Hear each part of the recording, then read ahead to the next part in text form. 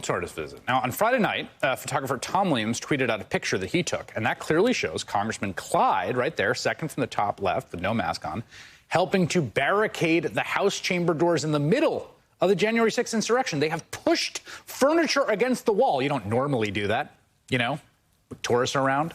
One of the most fraught moments from that day. There's Congressman Clyde, literally on the front lines. When police officers drew their guns, look at that, to keep rioters, the people he likened to tourists, from breaking through the chamber's doors. Look at him there on the far left, screaming, yelling, okay? When Congressman Ted Lieu of California saw that image, he retweeted it, making sure to call Clyde out by name. Dear Representative Clyde, is that you in the picture? Do you remember? Insurrectionists were trying to stop the election certification. This was not, as you now say, a normal tourist visit. 140 police officers were injured, some severely. You should apologize to law enforcement. And joining me now is Congressman Ted Lieu, Democrat from California. Congressman, what did you think when you saw that picture of Congressman Clyde? I believe that Congressman Clyde on January 6th would disagree with the Congressman Clyde of today. And it's very clear that you have this massive brainwashing happening within the Republican Party. One of the reasons that we did this impeachment trial was not only to hold the former president accountable, but also make sure that we preserve for the historical record what exactly happened on January 6th, what led up to it, and what happened afterwards. And thank goodness we did that, because you see multiple Republicans now trying to have a totally alternative view of history that they're putting on the American people. You know, it's striking me, Congressman Clyde served in the Navy for more than 2 decades, if I'm not mistaken. And, you know, I remember watching that scene at that door live in real time with a knot in my stomach that someone was going to get hurt or shot or something truly awful. And I think it's, you know, it's commendable under those circumstances to go to where the sort of, you know, the action is, as it were, to try to help out. And it just seems like there's only 2 options here. One is that he has essentially forgotten what he knew, or other is that he's just very cynically lying. But neither of them seem, they're both very unnerving in their own way.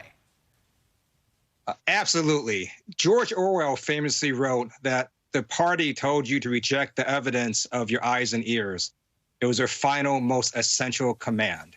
And now you see multiple members of the Republican Party essentially distorting reality and simply trying to have people forget what happened on January 6th. It's one reason leader Kevin McCarthy does not want to support the January 6th commission. They just want to forget this whole episode because they can't handle the fact that it was former Trump supporters, it was former president's supporters that did this insurrection. These were Republicans that hurt police officers, and it's very damaging to their core beliefs. And it's amazing it's become this kind of just, you know, test of bravery to just say simple, factual, obvious things. Like this is the GOP Republican Maricopa County Supervisor Bill Gates, who's watching this preposterous, you know, recount take place.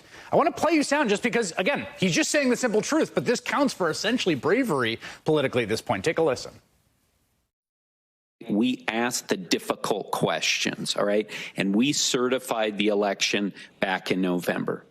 But now it's time to say enough is enough. It is time to push back on the big lie. We must do this. We must do this as a member of the Republican Party. We must do this as a member of the Board of Supervisors. We need to do this as a country. Otherwise, we are not going to be able to move forward and have an election in 2022 that we can all believe the results, whatever they may be. What do you think of that?